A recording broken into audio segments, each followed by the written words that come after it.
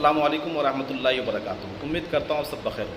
कभी कभी ये ख्याल आता है कि ये मसला लोगों को बता दूँ, क्योंकि बसा औक़ात मेरे साथ भी ऐसा होता है और आप लोगों के साथ भी होता होगा। वो ये कि जब हम नमाज़ पढ़ते हैं तो नमाज की जो रकतें हैं उसकी तादाद में हमें सव हो जाता है, यानी कितनी रकतें हुई भूल जाते हैं। कभी 2 और 3 रकत में ये सव हो जाता है ये, और भूल जाते हैं कि 2 रकत हुई कि 3 रकत हुई।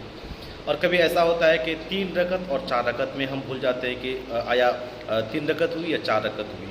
ऐसे में हम कुछ सोच नहीं पाते हैं और फिर क्या करते हैं, देर तक किसी रुकन में हम ठहरे रहते हैं और शुमार करते हैं, अंदाज़ा लगाते हैं कि कौन कौन सी सूरत हमने पढ़ी, कौन कौन सी नहीं पढ़ी। और लोगों के सोचने का तरीक़ा भी अलग अलग होता है, अलग अलग हिसाब से अंदाज़ा लगाते होंगे।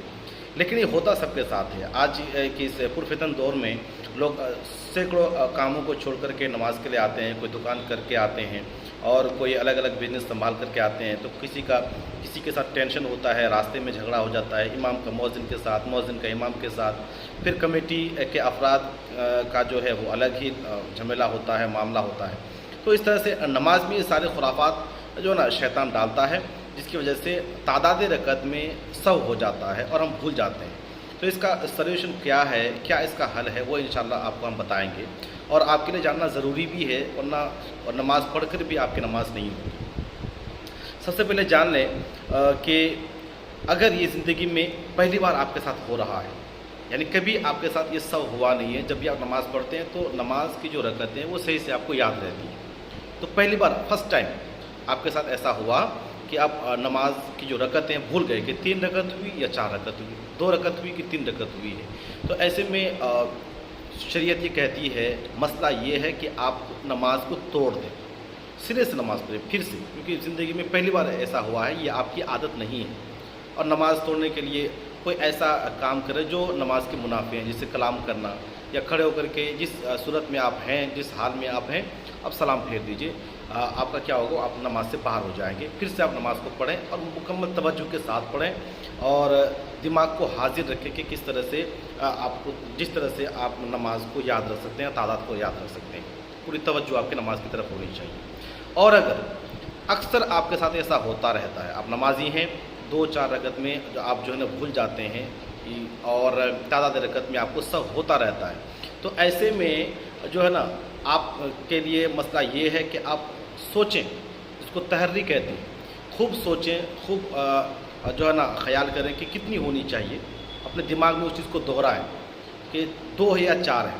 अगर आपके दिमाग में किसी एक तरफ पलड़ा भारी हो जाता है, यानी वो शक नहीं रहता, बल्कि उसको हम जो है गालिब गुमान कहते हैं, ये फ़िक़ही ज़बान है गालिब गुमान, यानी आपका गुमान अगर किसी तरफ ज़्यादा झुक गया है, यकीन की तरफ आपका पड़ रहा है कि नहीं हमने 3 रकत ही पढ़ी है, तो अगर ये गालिब गुमान है और बार बार आपको लगता है कि नहीं 3 रकत ही पढ़ी है, तो आप 3 रकत मान लें और 1 रकत और मिला लें, 4 रकत आपकी हो जाएगी। 4 रकत वाली नमाज में आपका कोई मसला नहीं होगा, आपको सजदा सौ करने की ज़रूरत नहीं पड़ेगी। कब? जबकि सोचने में आप ज़्यादा टाइम नहीं लगाए। अगर ज़्यादा आपने सोचा, इतना सोचा कि 3 मरतबा सुबहान अल्लाह जो है हम कहें तो उतना वक्त होता है, तो फिर आपको इस ताख़ीर की वजह से, इस देरी की वजह से आपको सजदा सौ करना पड़ेगा। और अगर गालिब गुमान हो ही नहीं रहा है, दोनों का पलड़ा बिल्कुल भारी है, कभी लग रहा है कि 4 रकत हमने पढ़ी है, कभी लगता है कि 3 रकत हमने पढ़ी है, 4 और 3 में आपका बिल्कुल पलड़ा बराबर है, तो ऐसे में फ़िक़ही मसला ये है कि कम को आप तस्लीम कर लें, यानी कम को शुमार कर लें। 3 और 4 में अगर आपको शक हो रहा है तो 3 तो कन्फर्म है आपने पढ़ी होगी, 4 है या 3 है ये आपको शक हो रहा है, तो कह रहे हैं कि 3 मान लें और फिर 1 रकत और मिला लें, आपकी 4 रकत हो जाएगी। अगर आपको शक हो रहा है तो यूँ ही, अगर आपको 2 रकत और 3 रकत में शक हो रहा है और किसी तरफ भी आपका जो यकीन है, यकीन की तरफ आपका जो गुमान है वो झुक नहीं रहा है, तो फिर आप उसको 2 रकत मानेंगे। लेकिन एक चीज़ हमसे यहाँ गलती होती है कि जब हमने शक की बुनियाद पर 3 और 4 के दरमियान में 3 मान लिया, 3 और 2 के दरमियान शक होने की वजह से हमने 2 मान लिया, तो अब हम क्या करते हैं, आखिर में सजदा सौ करके बस फारिग हो जाते हैं। यहाँ पे हमसे गलती होती है और ये बहुत बड़ी गलती है। बल्कि आप फ़िक़ही किताबों में देखेंगे वहाँ इस चीज़ को सराहत के साथ बयान किया है कि जब आप शक में हों और शक की बुनियाद पर कम पर आप अमल करें, 4 और 3 में से 3 पर अमल करें, तो ज़रूरी है कि 3 में भी आप क़ादा करें और 4 में भी आप क़ादा करें और आखिर में सजदा सहू करें। क़ादा कहते हैं वो जो हम बैठ कर के तशहुद पढ़ते हैं, है ना, और क्या कहते हैं कि उसमें शहादत की उंगली को ऊपर उठाते हैं, इसको क़ादा बोलते हैं। तशहुद आखिरी जो क़ादा है, 3 रकअत में भी क़ादा करना है, 3 रकअत में बैठना है, क्योंकि आखिरी जो क़ादा है वो फ़र्ज़ है। तो आपने शक की बुनियाद पर उसको 3 माना है, तो मुमकिन है कि वो आपकी आखिरी रकअत, चौथी रकअत हो। इसी एहतमाल की बुनियाद पर आपको तीसरी रकअत में भी बैठ कर के तशहुद पढ़ना है, फिर उठना है, उठ कर के चौथी रकअत पढ़ेंगे, चौथी रकअत में आपको तशहुद करना ही है।